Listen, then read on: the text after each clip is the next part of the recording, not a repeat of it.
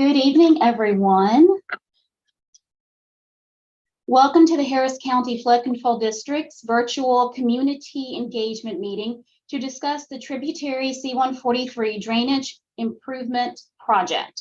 This virtual community meeting is being offered by the Flood Control District to share vital information with the community and to gather your input on flood risk reduction efforts in your area. Community engagement is a critical component of our work, and we appreciate you taking time out of your busy schedule to join us this evening.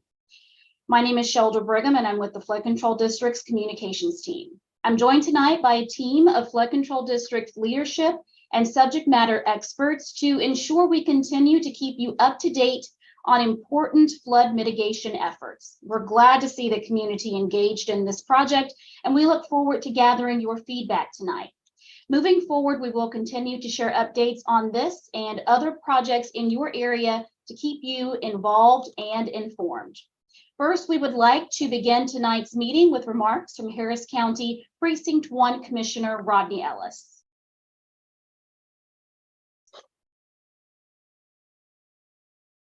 Of Harris County Precinct 1 and the Flood Control District, welcome to this informative meeting about significant flood control projects in your area. As always, we have you in mind when we design projects to mitigate flooding to protect your homes and businesses.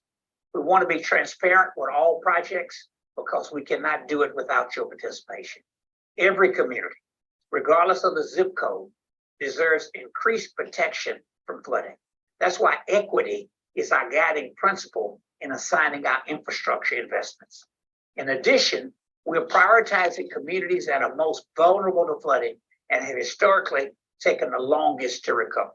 Let me thank flood control officials for developing this and other projects across Harris County. Most importantly, thank you for taking the time out of your busy schedule to participate in this community meeting tonight. We know you could have been somewhere else doing something else, but we're glad you're here. Thank you. And thank you, Commissioner Ellis.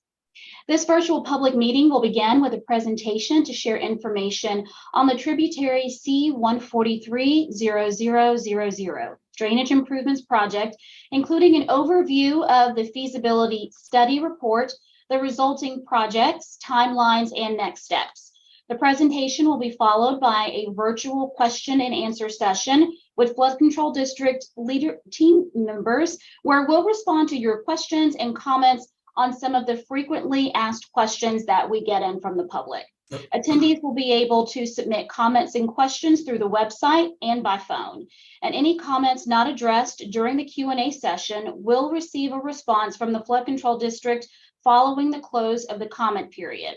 Instructions on how to participate in this virtual meeting are included on this slide, on the virtual meeting webpage, and on the Flood Control District's website. And I will also share a reminder of these instructions when we get to the Q&A portion of tonight's meeting. We will now transition to Gary Bezemek, Planning Department Manager with the Flood Control District. He's going to share information about the Flood Control District and then more about this project. Gary, over to you. Thank you, Sheldra, and a special thanks to each of you for joining us. In this presentation, we will give a brief overview of this project. Before we get to the project specifics, we want to share a bit of background about the Flood Control District. The Harris County Flood Control District is a special purpose district that was created by the Texas legislature in 1937 in response to devastating floods that hit the Houston area in 1929 and 1935.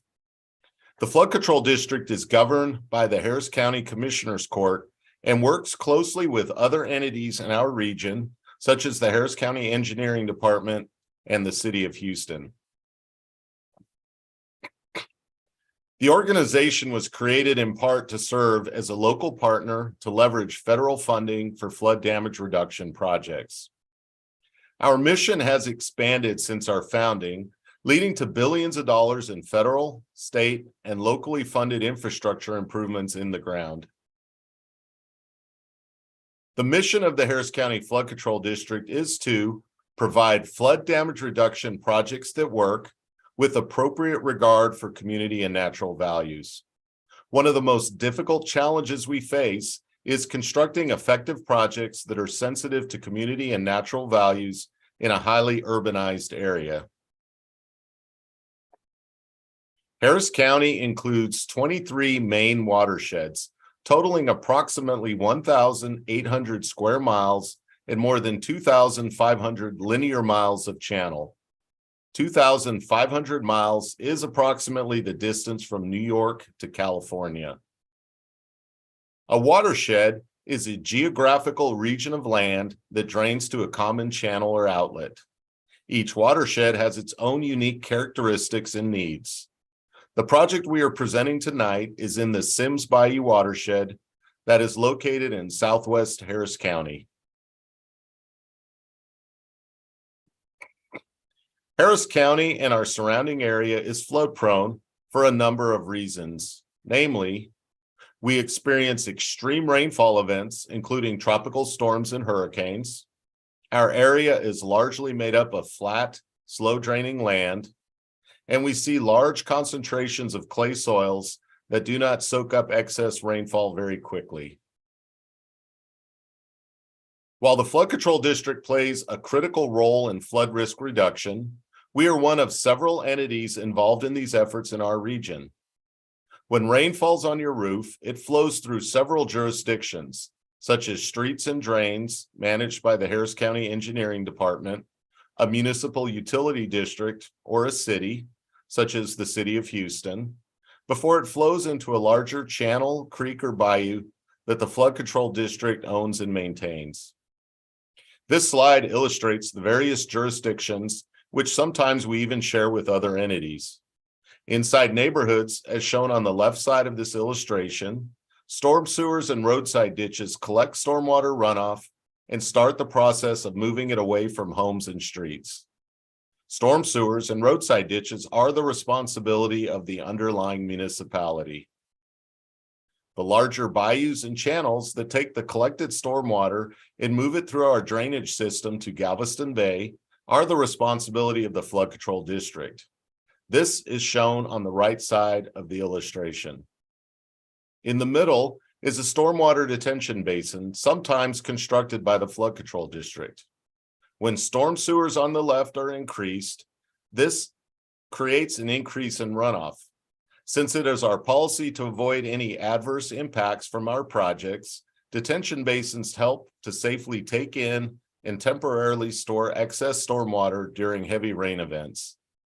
Often, we partner with Harris County precincts, utility districts, and others to add recreational amenities, such as trails to these basins and along our channels.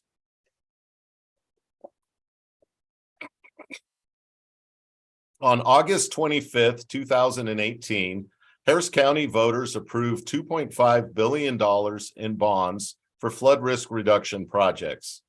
This vote followed a series of 23 meetings with community members across Harris County, one per watershed, which resulted in a list of what is now 181 bond projects.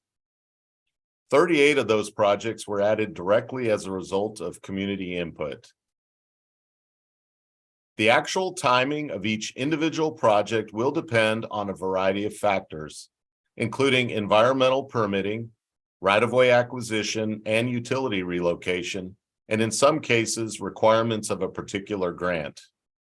Project lists and projected schedules are updated regularly on our website. As bond projects move forward, we're making significant progress toward resilience in Harris County. We shared an update with Harris County Commissioners Court in January of this year and highlighted a few notable stats. We completed or closed 27 projects. We secured $1.43 billion in partnership funding to stretch the bond funds even further for our community. And we hosted more than 180 community engagement meetings. Your input is critical to our efforts, and we want to ensure our conversations continue. We'll continue these biannual updates moving forward to share progress on the program. While the bond was for $2.5 billion, the full cost of every project in the bond tables is almost $5 billion. So we made it clear from the outset that we would need funding partners to fully construct the projects in the bond program. As I mentioned, we've had some success so far, having secured more than $1.43 billion in partner funds for projects across Harris County. This graphic illustrates the many sources of those partnerships, including federal, state, and local funding that Flood Control District is working to secure for Harris County. Each agency has its own definition of eligible projects and its own requirements for local match funding.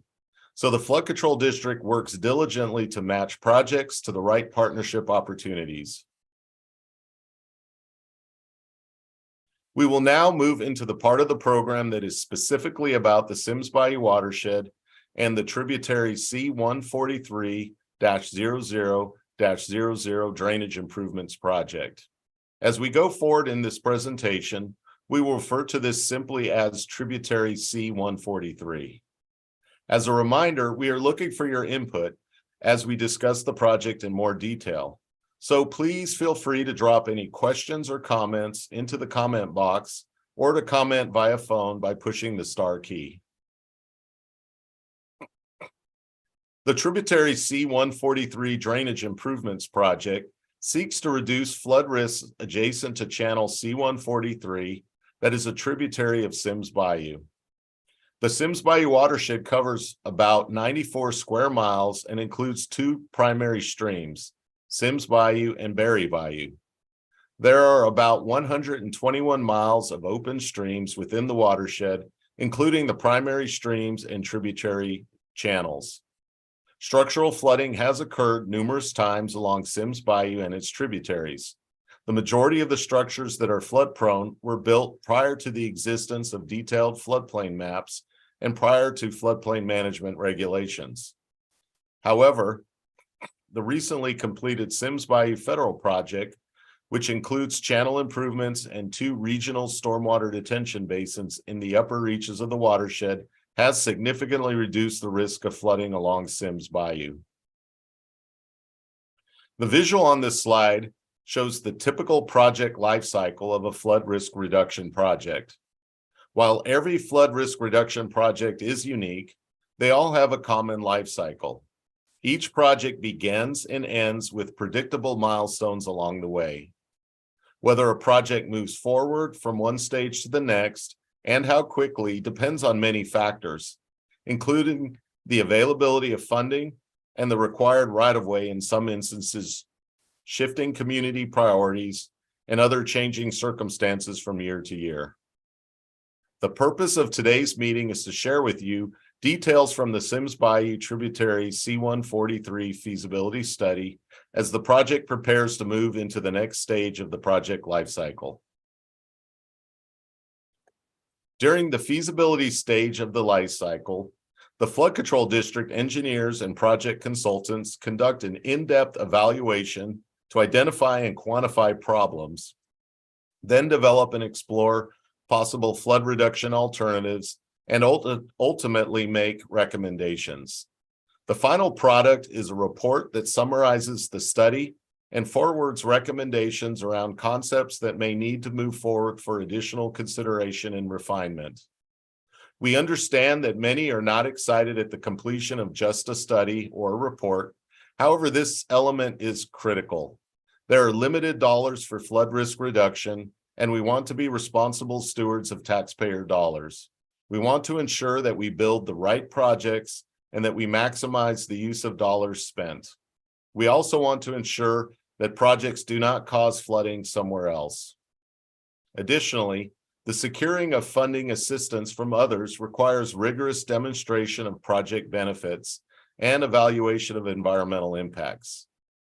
The feasibility study also informs the next steps, including the preliminary engineering process that will further refine the alternatives, including identifying needed rights-of-way, determining utility relocations, environmental permitting requirements, and refined and detailed cost estimates.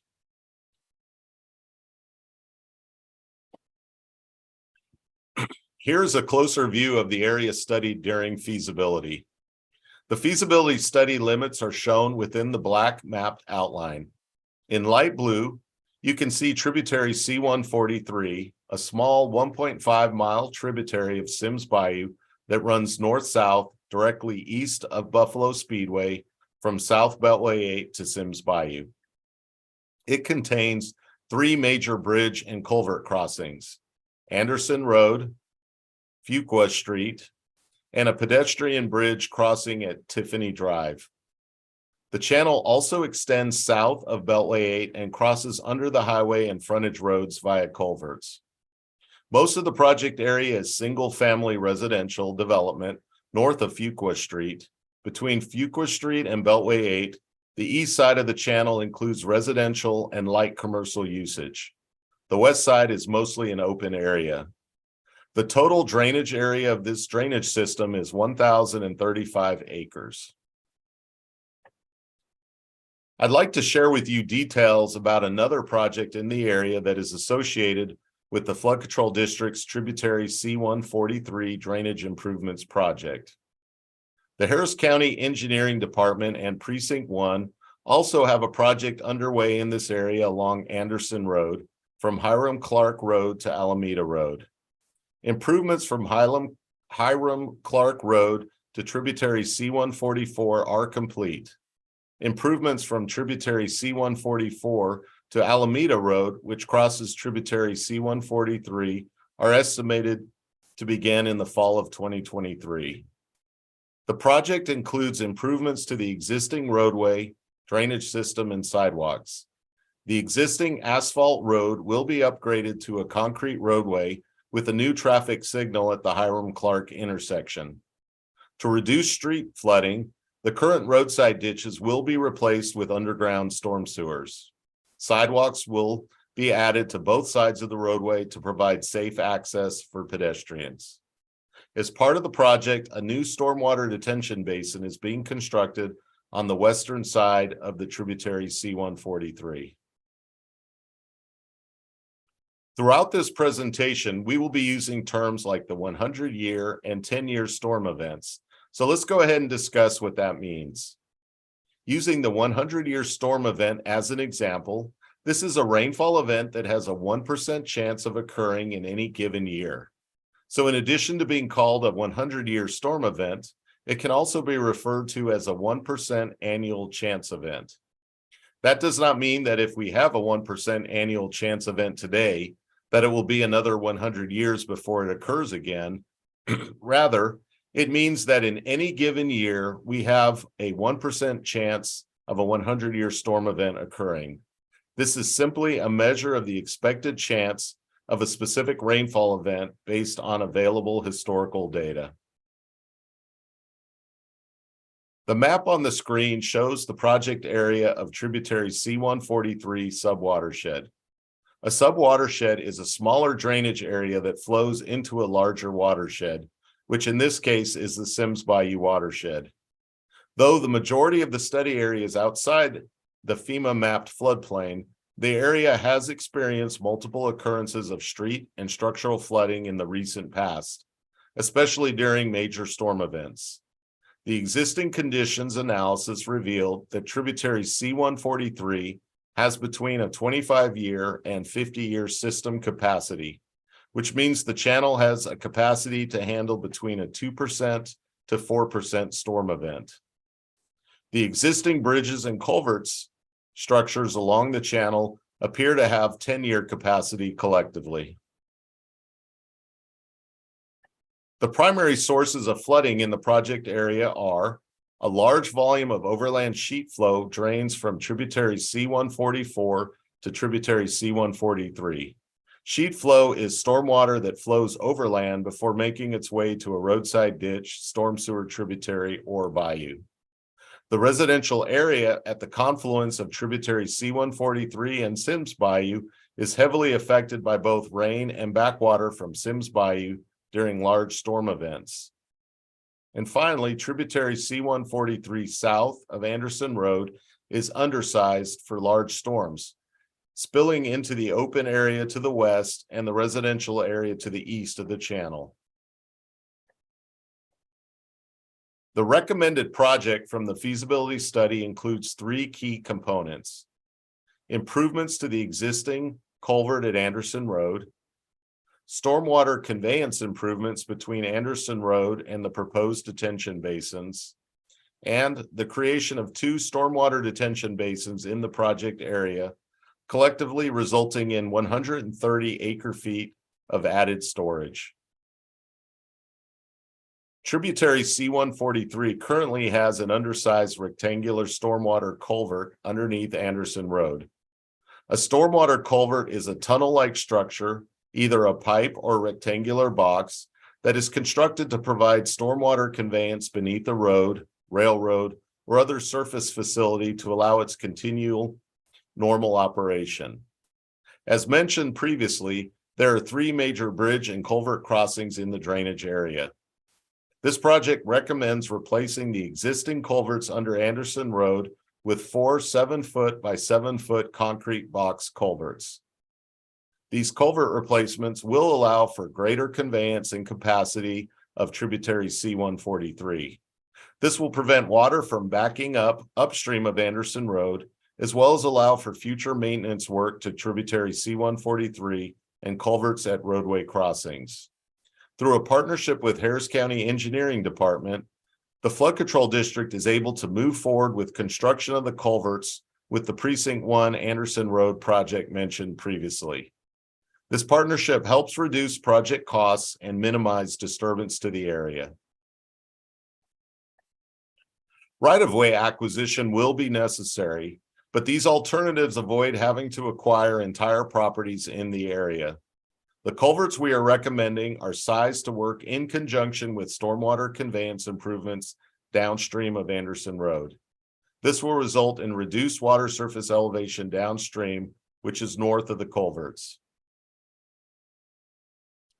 The second component in the project is the design and construction of two stormwater detention basins. With the replacement of the culverts at Anderson Road and channel conveyance improvements, there is a need to create additional detention downstream to mitigate for flow and water surface elevation increases caused by the culvert. Stormwater detention basins provide storage for runoff of floodwaters. This storage is temporary and prevents water from overwhelming channels. When channel stormwater levels drop back down, the stored stormwater drains back into the channel by gravity via outfall pipes, appropriately sized to drain the basin. While all stormwater detention basins essentially function the same way, they can be designed in many different configurations. There are two main types of detention basins: wet bottom detention basins and dry bottom detention basins. Both types fill up and temporarily hold stormwater during a storm event. A wet bottom stormwater detention basin has a permanent pool of water, which helps with aesthetics and water quality. The area above the wet bottom, up to the top of the bank, is what is available for additional stormwater storage. As its name implies, a dry bottom stormwater detention basin features a dry basin with a grassy lining designed to drain dry after each rain event. We are looking at constructing two dry bottom detention basins as part of this project. Each alternative allows for potential partnerships with other local entities that may wish to build recreational amenities such as trails. While the Flood Control District does not build these features, we do coordinate with entities that do build them, so when possible, our facilities can support dual purposes: flood mitigation and recreation. When we talk about stormwater detention basins, we talk about how much stormwater they can hold in a unit of measure called an acre feet or acre foot. That measure refers to the volume of water 1 foot deep over 1 acre.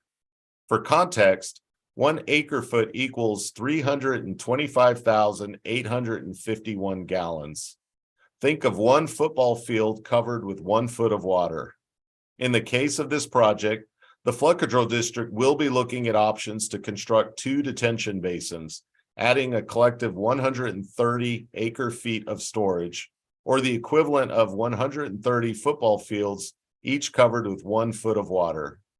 This would hold approximately 42 million gallons of stormwater.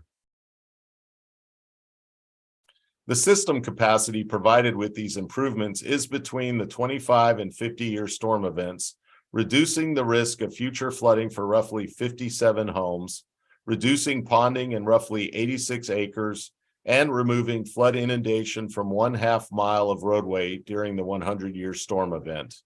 Nearly all homes are expected to benefit from the reduced risk from flooding during the 25 and 50-year event.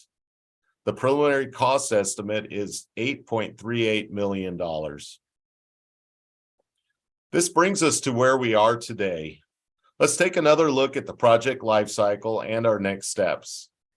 With the feasibility study complete, this project is moving forward on two paths.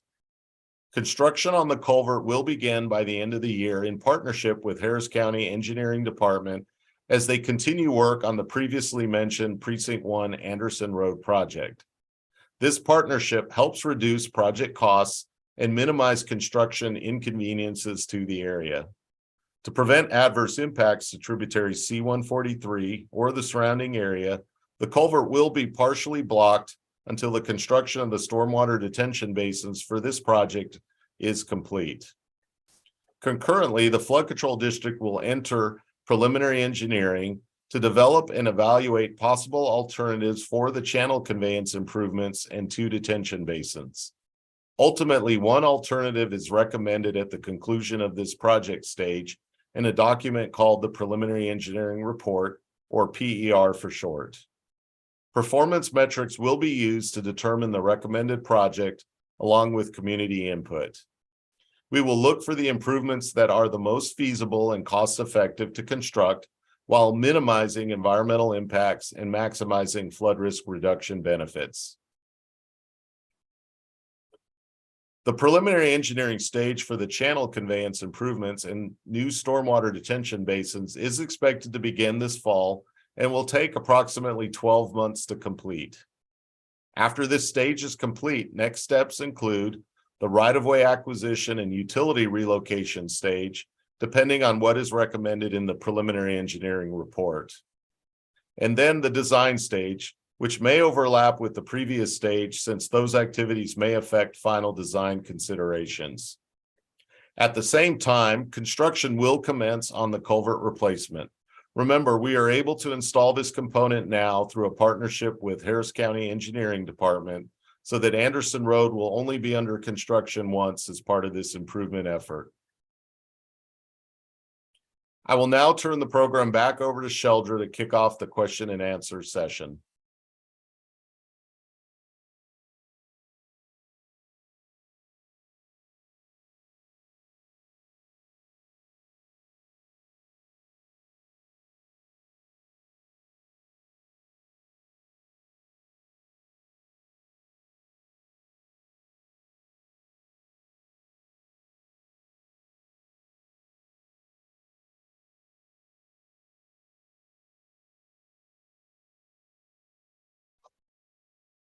I apologize, my mic was still muted. I do want to thank Gary and thank you all for bearing with me on that. Before we get to Q&A, I do want to share a reminder that we're looking for your input. We'd love to hear from you on this and other efforts moving forward across Harris County. Your input is critical as we continue to develop project plans for this and other flood risk reduction efforts. And all comments and questions received this evening will be considered as we develop plans for this project, but the conversation doesn't end here. To learn more about this project, to ask questions and sign up for our mailing list, please visit hcfcd.org/F94. As a reminder, there are 3 ways you can submit a comment about this project during tonight's session. You can submit a comment on the site in the box near the presentation live stream. You can submit a comment on the Flood Control District's website at hcfcd.org/F94, or you can submit a comment via phone at 855-925-2801, utilizing meeting code 7706. And if you are joining us via phone tonight, please press star to leave a message. Additionally, I want to reiterate that any questions not addressed during tonight's Q&A will receive a response from the Flood Control District following the close of the comment period. Information from this meeting and a recording of the live stream will be available on the Flood Control District's website, and you can also find that on our YouTube channel. Joining Gary for our Q&A session tonight are Summer Bragg and Emmanuel Amita with the project team. And now it's time to move on to some of your questions. And our first question will be for Summer. Summer, how was this project identified? The tributary C143 drainage improvement project resulted from a feasibility study of this area, which assessed the existing flood risk and evaluated the proposed flood mitigation alternatives and the recommended projects for implementation within this study area. Thank you, Summer. And a follow-up question for you. What is the goal of this project? The goal of this project is to reduce flood risk adjacent to the channel C143, a tributary of the Sims Bayou in the Sims Bayou watershed. This project is part of the overall flood damage reduction effort in the Sims Bayou watershed by improving the ability of this drainage system to carry stormwater without overflowing. All right, thank you for that, Summer. Next question will be for Emmanuel. What is the exact area for this project? Thank you, Sheldon, for that question. Now, tributary C1-00-00 is a small 1.5 mile tributary of Sims Bayou, and it runs from south to north and directly east. It's directly east of Buffalo Speedway from the South Beltway 8 to Sims Bayou. Now, it contains three major bridge and culvert crossings, and these are Anderson Road, Fuqua Street, and a pedestrian bridge crossing at Tiffany Drive. The study area for this project is bounded roughly by the Sims Bayou main stem to the north, and then to the east is Alameda Road. To the west, we do have tributary C144-00-00, and to the south is Beltway 8. Thank you for that, Emmanuel. Next question is for you as well. How does this project relate to the county's Anderson Road project?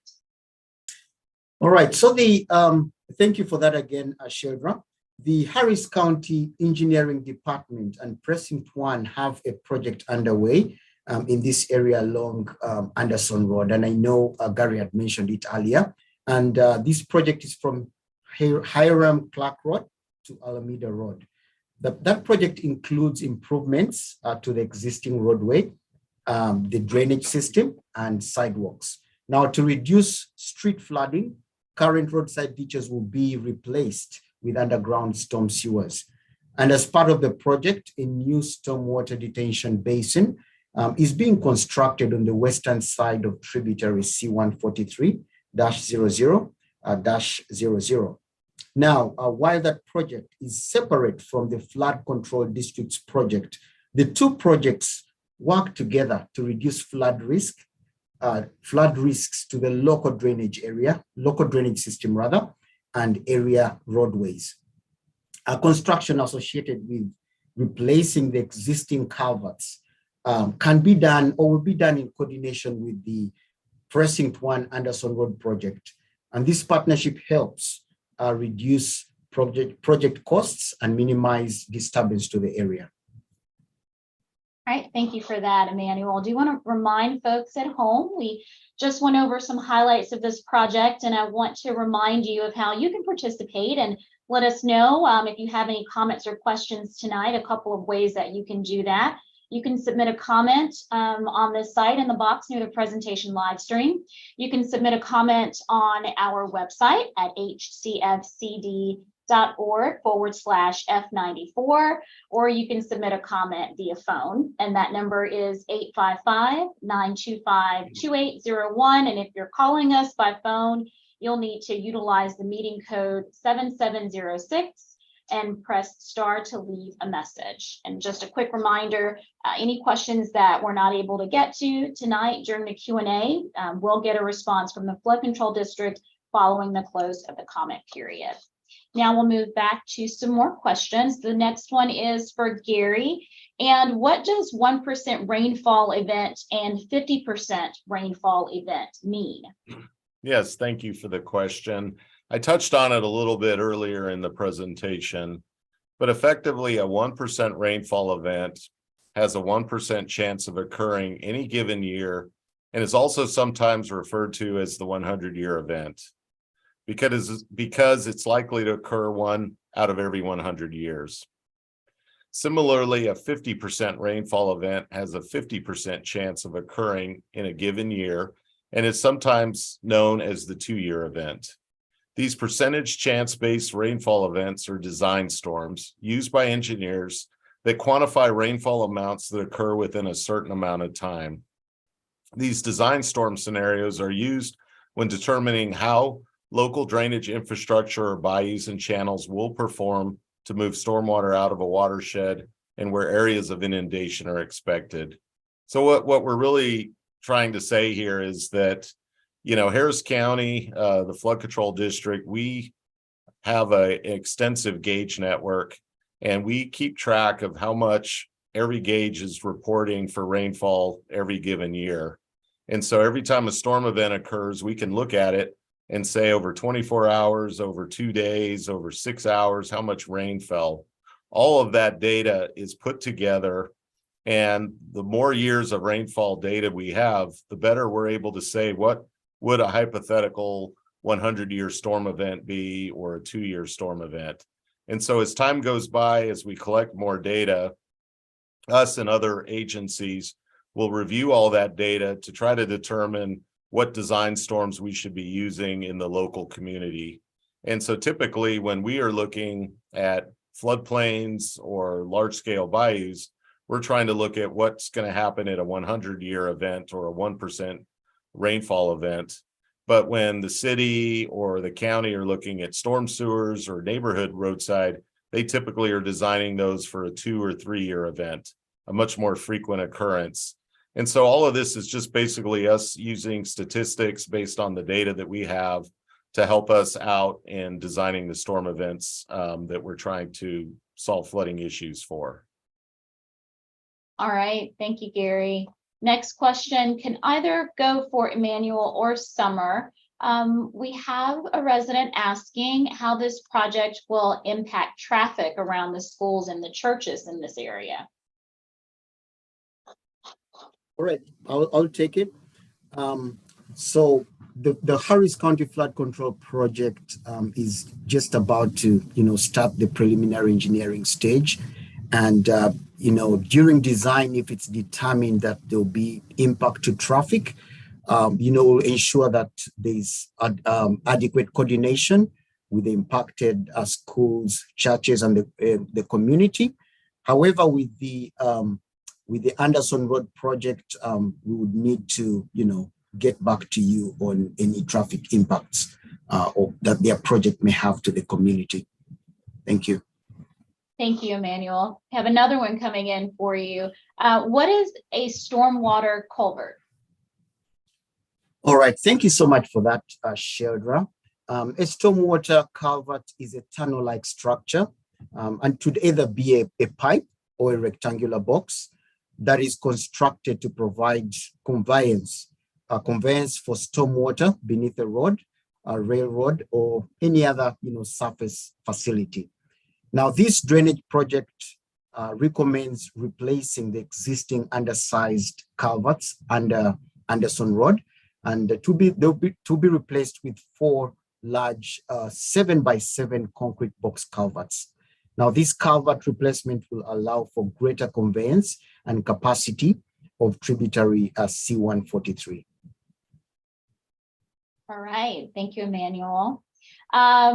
One more question coming your way. I'm going to give you a lot of talking time tonight. Will there be any right-of-way acquisition associated with this project? Yeah, that's another important question, Sheldra. Right-of-way acquisition will be necessary in order to construct the channel improvements between the proposed basin and Anderson Road, and any other right-of-way to be acquired, will be determined during the preliminary, engineering stage. Thank you so much for that. Gary, coming back your way, why are the stormwater detention basins needed? Yes, that's another great question.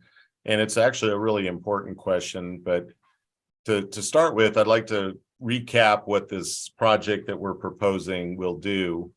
So as we went through the feasibility study, our engineers determined that at Anderson Road, the current culvert or the opening under Anderson Road is not sized big enough to allow for water to easily flow under Anderson Road. So when we get extreme events, large events that, get upwards towards a 100-year event, the water that's trying to make its way from the south to the north to Sims Bayou will back up. It'll hit the Anderson Road culvert, and the elevations in that section of the channel will increase. And when that happens, at some point, the water will get deep enough that it goes out of banks and it can spill to the east into a neighborhood area where we have residential homes. So the goal of this project is to replace the Anderson Road culverts with larger culverts that will allow more of that flow to go under. Well, in addition to that, when we put in a bigger culvert in Anderson Road, there's a segment of the channel that's just downstream of Anderson Road where we'll have to do improvements so that the higher flows that come under Anderson, when we have the new culverts in place, will be able to stay contained within the channel banks. And so there's a section of channel where we're going to have to do improvements and carry higher flows coming under the new culverts. But those flows, if we just let them loose, they would result in downstream impacts, which is against our policies. So what we have to do is build detention basins just downstream or to the north of Anderson Road, convey the improved flows that are coming under the culverts to those basins so that we can safely store the water. So the purpose of the stormwater detention basins is to allow for that additional flow that comes under Anderson to be safely stored in these holes in the ground. And so that once the channel starts to go down, the water that's in those basins will drain back in to C143, ultimately, which drains into Sims Bayou, and then all that flow can safely drain out. And so the stormwater detention basins are a necessary component of our project to ensure that we do not create downstream impacts associated with the project benefits that we're looking for. Thank you, Gary, and thanks for that recap for folks who are just joining us this evening. Next question will be for Summer. How much detention is needed, and how is the amount of detention calculated? The amount of water a stormwater detention basin can hold is measured in what we call acre feet. And that measurement refers to the volume of water that 1 foot deep, the volume of water that's 1 foot deep over 1 acre. So roughly 1 football field covered with 1 foot of water. It's been determined that approximately 130 acre feet of detention volume is needed to mitigate for the culvert replacement and upstream improvements. This number was determined by a comparison of expected volumes in Sims Bayou before and after construction of the tributary C143 improvements. Thank you for that, Summer. That visual is so helpful. Another question for you, Summer. What is the current stage of the project? Okay, thank you for the question. This project is moving forward in 2 stages. So replacement of the culvert is entering the construction stage, and work is expected to begin by the end of this year in partnership with the Harris County Engineering Department. And the Harris County Flood Control District will enter into the preliminary engineering stage of the project to develop and evaluate possible alternatives for the channel conveyance improvements and the 2 detention basins. Good deal. Thank you, Summer. Gary, why was the culvert component of this project able to proceed directly from feasibility to construction? Yeah, well, thank you for that question. I mean, the short answer is it was great timing. So really what it was that while most flood control district projects follow a typical life cycle, which we talked about in the presentation, all projects are unique. And so during the feasibility study that we were performing for the C143 project, the flood control district identified the opportunity to save money and avoid disruption to the community by partnering with an ongoing planned Harris County engineering project to replace the culvert underneath Anderson Road as part of the Precinct 1 Anderson Road project. So while we were studying this C143 subwatershed and coming up with our feasibility project, the precinct was working on road improvements. And as part of their project, they were planning on having to take out the culverts and do some storm sewer improvements and other modifications at this area. So we took advantage of the fact that another ongoing project was going to be doing construction on Anderson Road. So we pulled the piece of the project out that was impacted by the Anderson Road project, specifically the culverts. And we coordinated with the engineers from Harris County to see if we could get those culverts added into their project so that once that construction project was done, the piece of the culvert that's underneath Anderson Road would be in place. And so the feasibility study provided enough detail that we were able to coordinate successfully so that instead of having to have the Harris